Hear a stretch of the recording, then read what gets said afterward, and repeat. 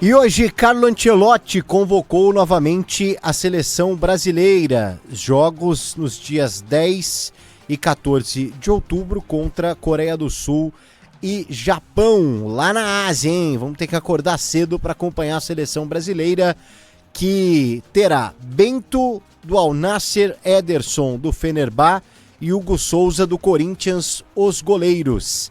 Caio Henrique do Mônaco, Carlos Augusto da Inter, Douglas Santos, Zenit, Militão, Real Madrid, Fabrício Bruno, Cruzeiro, Gabriel Magalhães, Arsenal, Beraldo, Paris Saint-Germain. O Wanderson foi chamado, mas hoje se machucou no jogo do City contra o Mônaco. E sabe uma coisa, o Ancelotti hoje na coletiva ele falou várias vezes, essa não é a lista definitiva porque tem jogo da Champions League, já imaginando que alguns jogadores poderiam se machucar, e ele estava certo. Não sai chorando de campo. Né? Então, porque sabe que... Quem será que vai pro lugar do Wanderson, se ele de fato for cortado? Né? O Wanderson é lateral direito. Mas na última convocação o Wanderson também não vai e ele não convoca ninguém, não é isso? Não, ele convoca o Vitinho. Convoca o Vitinho, é verdade. Pode ser que ele chame de novo. Mas o Vitinho não tá bem pra ser convocado, né? Então chama o Mateuzinho. Mas é verdade, o Mateuzinho tá bem até no Corinthians. Eu ia sugerir o Paulo Henrique do Vasco. O Paulo Henrique, boa. E o Wesley da Roma fechando aí os defensores. Meio campo, André Wolverhampton, Bruno Guimarães, Newcastle, Casemiro United, João Gomes Wolverhampton, Joelinton Newcastle, Paquetá West Ham, todos os jogadores da Premier League. Atacantes, Estevão Chelsea, Martinelli Arsenal, Igor Jesus Nottingham Forest, Luiz Henrique Zenit, Matheus Cunha United, Richarlison Tottenham, Rodrigo Real Madrid, Vini Júnior Real Madrid. 12 jogadores no total atuam no campeonato inglês na Premier League. Detalhe, estreando com o Ancelotti na seleção brasileira, Ederson, goleiro do Fenerbahçe, Militão, zagueiro do Real Madrid, André e João Gomes do Wolverhampton, Igor Jesus do Nottingham Forest e Rodrigo do Real Madrid, apesar de já conhecer bem o Ancelotti pela primeira vez chamado para a seleção com o italiano. Vamos ouvir aqui o Ancelotti falando dessa lista de jogadores. Obviamente privilegiamos os jogadores europeus porque não tem que viajar menos dos jogadores que estão jogando aqui no Brasil, e também por tema de fuso horario. Es para nosotros y para los jugadores que vienen por primera vez conmigo una oportunidad. Obviamente no es la lista definitiva. Yo acho que muchos de estos jugadores estarán en la Copa del Mundo, pero es una lista que tiene en cuenta también las lesiones que tivemos en estos últimos días. Pero como dice, es una oportunidad para los otros demostrar todas las calidades que ellos tienen. E o Ancelotti fala de experimentos. O que ele espera da seleção brasileira nos jogos contra Coreia do Sul e Japão? A prioridad aquí es muy clara. Tenemos que ir a Corea-Japón, ganar, posiblemente jugar bien, posiblemente mejorar todas estas cosas que ya dije. Creo que en general, a calidad general do jugador brasileiro es muy grande, como he dice muchas veces, y en este tipo de jugadores hay jugadores que pueden jugar en diferentes posiciones, sobre todo en frente. Creo que en frente hay jugadores que delanteros que pueden jugar delantero centro, media punta, extremo que pueden jugar por derecha, por izquierda. Hay mucha variedad, pero no quiero hacer experimento. La idea que tengo también para los próximos meses, mi idea personal es bastante clara. No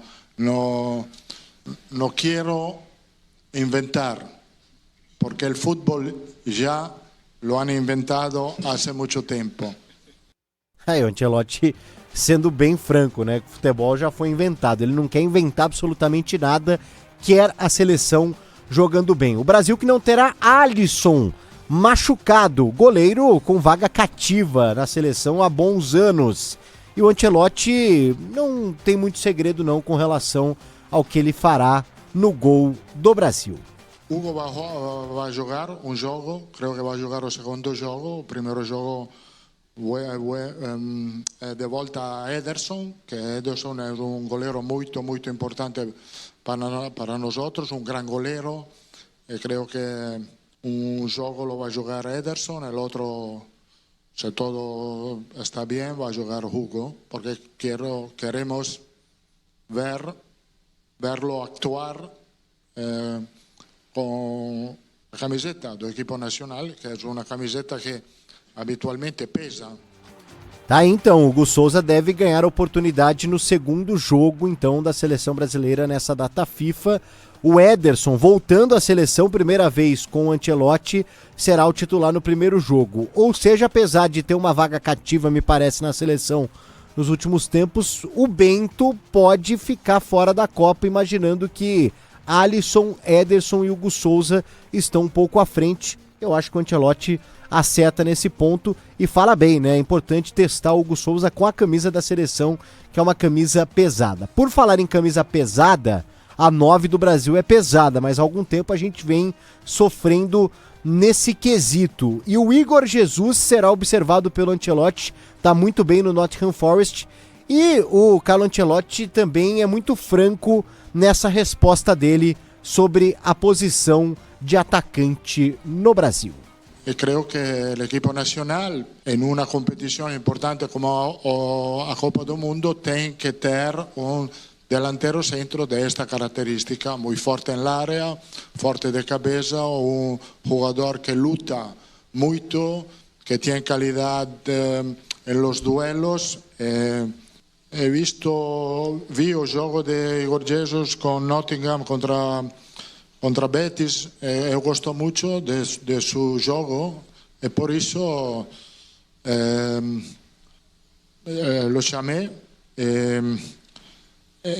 Eu acho que o equipo nacional tem que ter outros perfiles de outros jogadores delanteros del perfil de Igor Jesus. Pode ser Caio Jorge, pode ser Pedro de Flamengo, un delantero centro de área de penalty, porque a veces tú precisas tener un delantero de área cuando tú tienes total control del juego, que mete muchos balones al área, tú tienes que tener un delantero con esta característica.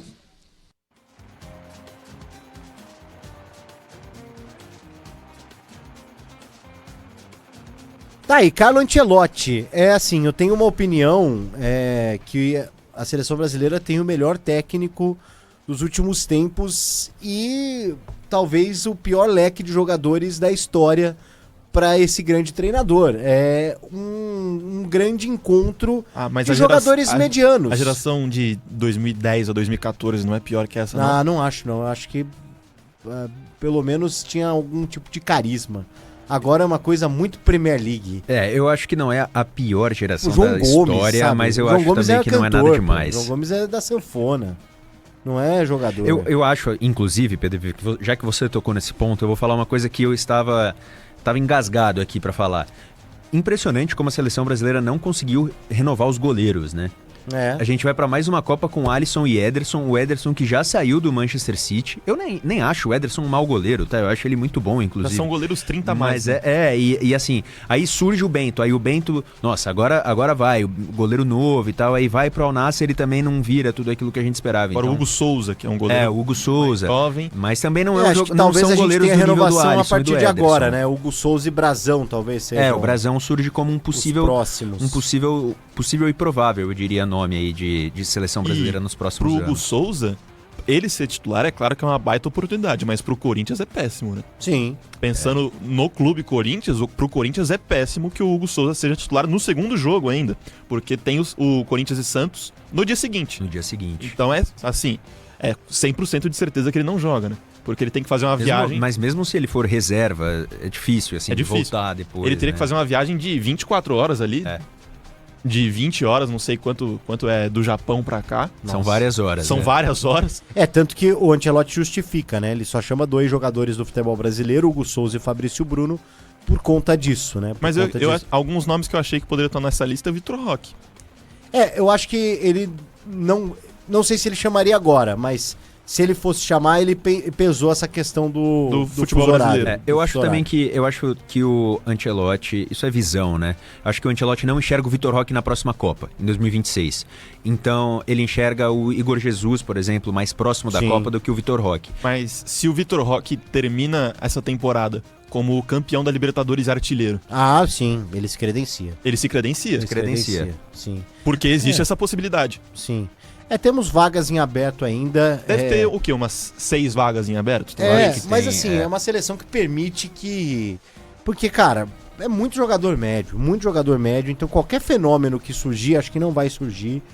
Qualquer jogador que passe a comer a bola pode ter uma vaga na seleção brasileira. O Endrick, todo mundo tinha certeza que ia pra Copa, agora já não... Não deve ir.